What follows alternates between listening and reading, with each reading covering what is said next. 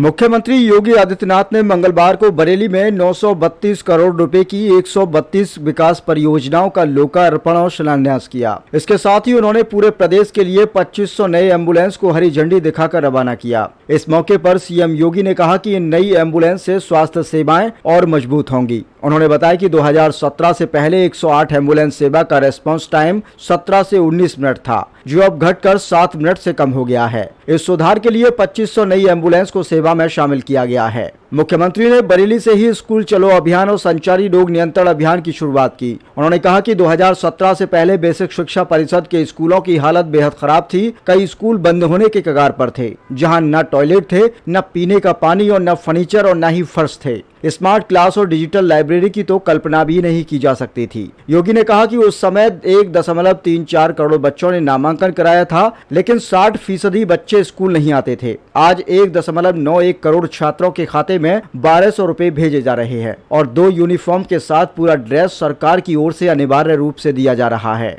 योगी ने कहा कि शिक्षक छात्र अनुपात को बेहतर करने के लिए 1,25,000 से अधिक शिक्षकों की भर्ती की गई। अब गांव-गांव में स्कूलों को इंटीग्रेटेड स्कूल कॉम्प्लेक्स के रूप में विकसित किया जाएगा। प्रदेश में 16 अटल आवासीय स्कूल शुरू किए गए हैं, जो श्रमिकों के बच्चों के लिए मॉडल स्कूल के रूप में काम करेंगे। हर जिले में मुख्यमंत्री कंपोजिट विद्यालय खोले जाएंगे। बेसिक शिक्षा राज्य मंत्री संदीप सिंह ने कहा कि शिक्षा के क्षेत्र में पिछले 8 सालों में बड़ा बदलाव आया है। डिजिटल लर्निंग को बढ़ावा दिया जा रहा है और 1.35 लाख स्कूलों का कायाकल्प किया गया है। वहीं पशुपालन मंत्री धर्मपाल सिंह ने इसे राजनीति का स्वर्ण युग बताते हुए गौ संरक्षण और पशुपालन योजनाओं की जानकारी दी है। बरेली में हुए इस आयोजन ने विकास, शिक्षा और स्वास्थ्य के क्षेत्र में योगी सरकार की प्रतिबद्धता को मजबूती से प्रदर्शित किया।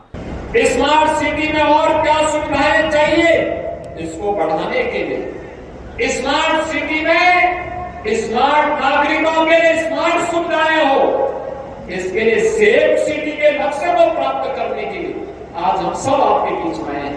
और मुझे इन 1000 करोड़ रुपए की परियोजनाओं को देते हुए बरेली वासियों को भी मैं हृदय से बधाई देता हूं, क्योंकि आप ही के कारण ये सब संभव हो पाया है। आपने अच्छे जनप्रतिनिधि चुने, तो हमारे जनप्रतिनिधि प्रयास करके योजनाओं को यहां लेके आते हैं। और बरेली एक ऐसा जनपद है जहां पे डॉक्टर भी और अलग अलग तबके के जुड़े हुए लोग राजनीति में बहुत बड़ी संख्या में है।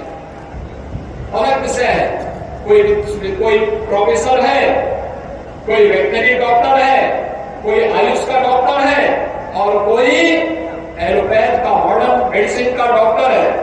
लेकिन अलग अलग फील्ड के विशेषज्ञों का राजनीति में जाना यह अत्यंत सराहनीय है।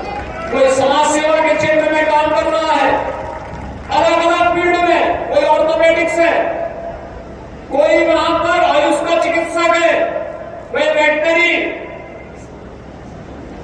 साइंस का चिकित्सक है और कोई किसी अन्य फील्ड का विशेषज्ञ है और कोई फिजिशियन है। आप देखिए, आपके यहाँ के फिजिशियन वह मनुष्य का तो उपचार करते ही हैं, वन्य जीवों का भी उपचार कर रहे हैं पर्यावरण और वन मंत्री के रूप में। वनों के आच्छादन को बढ़ा रहे हैं। एक लंबे समय से समाज सेवा करते हुए, भारतीय जनता पार्टी के नीति और मूल्यों के साथ जोड़ करके जिन्होंने अपनी एक सामान्य कार्यकर्ता से अपनी जीवन यात्रा को प्रारंभ किया, ऐसे पशुधन मंत्री भी पशुधन के क्षेत्र में बता रहे थे 7,700 से अधिक निराश्रित गो आश्रय स्थल खोल करके। देखिए, ये निराश्रित गोवंश समाजवादी पार्टी ने दिए और इसीलिए इन्होंने गायों को लावारिस छोड़ दिया था। देखा ना, समाजवादी पार्टी के मुखिया क्या कहते हैं? कहते हैं गोबर से मुझे दुर्गंध आती है। ये है, इनकी असलियत यही है, क्योंकि गौ माता को कसाईयों के हवाले करते थे।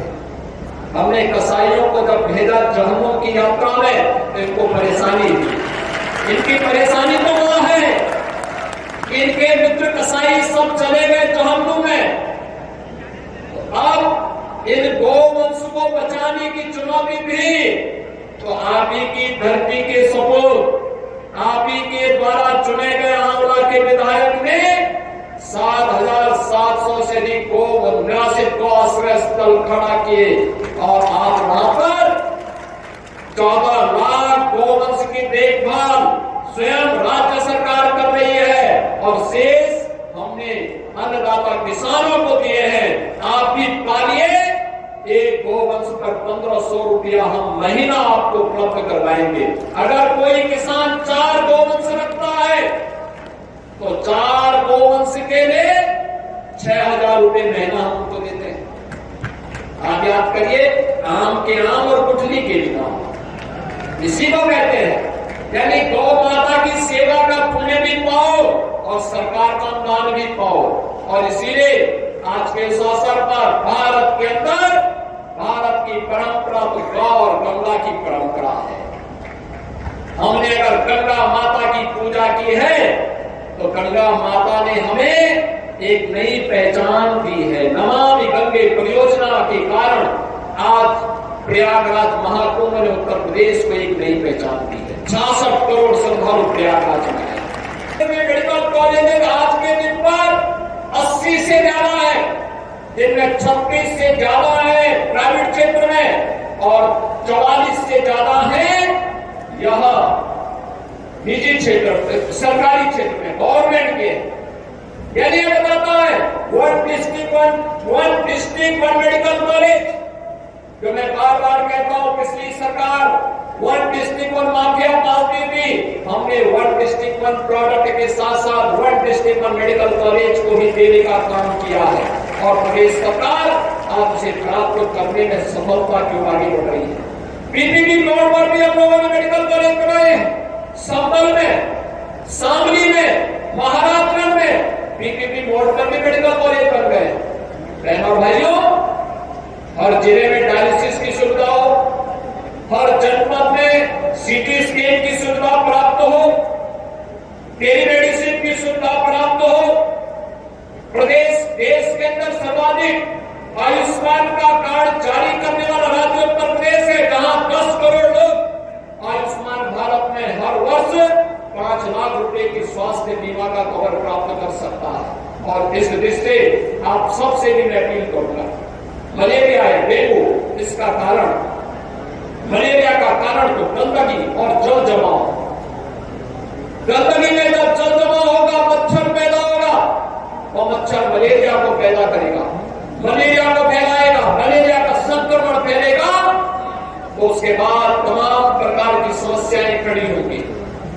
डेंगू के लिए कहीं भी जल जमाव हो और डेंगू के लार्वा को पनपाएगा। हमें अभी से तैयारी करनी होगी जिससे बरसात के पहले मलेरिया हो या डेंगू के लार्वा स्टेज में समाप्त कर सके, इन संचारी रोगों को नियंत्रित कर सके। इसमें आशा वर्कर डोर टू डोर भी जाएंगे, स्क्रीनिंग भी करेंगे, लगातार अभियान भी चलाएंगे। हमें इसके साथ जुड़ना होगा, इस कार्यक्रम को आगे बढ़ाना होगा, जिससे किसी भी स्थिति में कोई भी बच्चा, कोई भी नागरिक इन बीमारियों की चपेट में ना आने पाए। और इसके लिए सरकार आपके साथ खड़ी है, डबल इंजन की सरकार आपके साथ खड़ी है। इन अभियानों को सफलतापूर्वक आगे बढ़ाने के बाद विकास के कार्यक्रमों को भी आगे बढ़ाने के लिए आज हम सब आपके बीच आए हैं।